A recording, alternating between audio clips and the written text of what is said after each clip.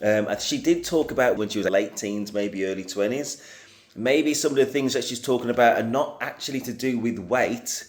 It's to do with the aging process. And there may be some guys that may have been attracted to her when she was in early 20s.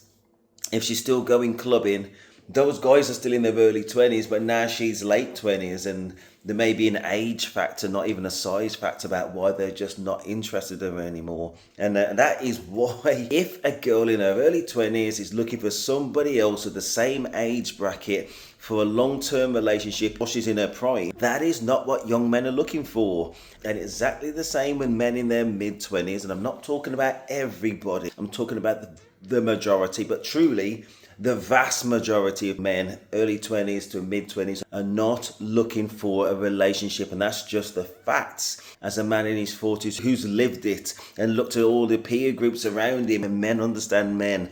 So she has to factor this in at some point, because this is where reality starts. Okay? Men in their late 20s, or realistically 30 plus, may well be looking for a long-term relationship. Again, I'm not talking about all, and I'm talking about men who've actually got their life together and shown some kind of ambition in order to sustain a potential family, say if that relationship gets somewhere, and they've done their playing around in their 20s.